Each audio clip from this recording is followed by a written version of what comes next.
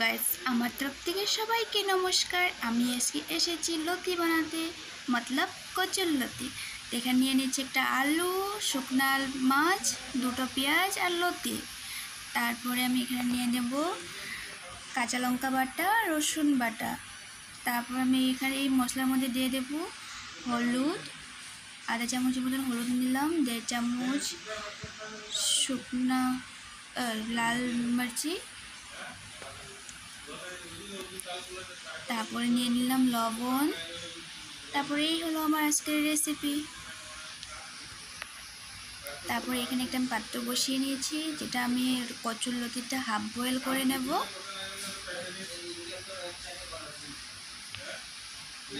তারপর দেখতেই পাচ্ছ যে আমার এখানে হাফ বয়েল হয়ে এসেছে। আমি এটা এখন আবার নামিয়ে নেব। নামানোর পরে আমি এখানে একটা কড়াই বসিয়ে নিয়েছি। কড়াইয়ের মধ্যে দিয়ে দেবো অল্প সরষের তেল। তো এটা হলো আমার হাফ বয়েল করা লতি। আমি এটা অল্প এখানে ভেজে নেব। তার আগে আমি দিয়ে দিচ্ছি অল্প হলুদ, যাতে তেলটা না ছিটিয়ে পড়ে, তার জন্য দিয়ে দিলাম অল্প হলুদ। তো এটা আমি আবার অল্প নাড়িয়ে চাড়িয়ে দিয়ে দেবো এখানে লতিটা। তো আমি এটা হালকা ভেজে নেব। তো ভাজানোর পরে আমি এটা আবার অল্প হালকা নেড়েও নিলাম। নেড়ে চাড়ার পরে তারপর এখানে দিয়ে দেবো কেটে রাখা আলুটা।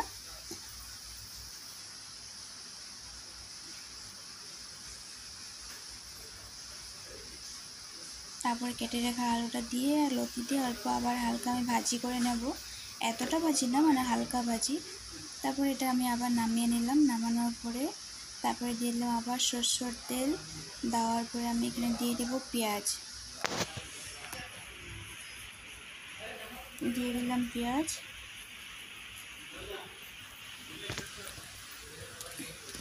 তো পেঁয়াজটা দিয়েও আমি এখন আবার নাড়িয়ে ছাড়িয়ে নেব। তো নাড়ানো যখন অল্প ভাজি হয়ে আসবে, তারপরে দিয়ে দেবো শুকনা মাছ, মতলব শুটকি। তো এখানে শুটকিটা দিয়ে দিলাম, আর এখানে মাছ এখানে অল্প হালকা ভেজে নেব। ভেজে নেওয়ার পরে আমি এখানে দিয়ে দেবো, এই যে হালকা ভেজে হয়ে গেছে, এখানে আমি দিয়ে দেবো মশলাটা। তো দিয়ে দিলাম মশলাটা। যেহেতু আমি এক হাত দিয়ে মোবাইল ধরে রেখেছি আর এক হাত দিয়ে রান্না করছি, তার জন্য অল্প সমস্যা হচ্ছে। তো আমি এবার মশলাটা ভেজে নেব। ভেজে নেওয়ার পরে আমি এখানে অল্প জল দিয়ে দেব, যাতে অল্প ভালো করে ভাজিটা হয়ে যায়, মশলাটা যাতে সব ভালো করে মিলে যায় আর তেলটা যাতে বের হয়ে আসে। তো এখানে আমার মশলাটা পুরোপুরি ভাজা হয়ে এসেছে। আমি এবার দিয়ে দেবো আলু, কচুরলতি দিয়ে দিলাম। তারপরে আমি আবারও এটা অল্প নেড়ে চেড়ে কষিয়ে নেব। আর যাই তরকারি রাঁধবো, যত কষাবে ততই টেস্টটা ভালো আসে। তো আমি এর জন্য ভালো করে এটা কষিয়ে নেব। কষানোর পরে তারপর আমি এখানে দিয়ে দেবো স্বাদ মতন লবণ। আর লবণটা তোমাদের আন্দাজে দিয়ে দেবে, যার যতটা লাগে। তারপর লবণটা দিয়ে আমি আবারও অল্প কষিয়ে নেব। তারপর এখানে অল্প জল বেরিয়ে এসেছে, যেহেতু আমি লবণটা দিয়েছিলাম। তারপর আমি আবারও অল্প কষিয়ে নিলাম। তারপর আমি এখানে দিয়ে দেবো জল। যেখানে আমি আবার জল দিয়ে দিলাম। এবার একটু নাড়িয়ে ছাড়িয়ে আমি এবার এটা ঢাকা দিয়ে দেব।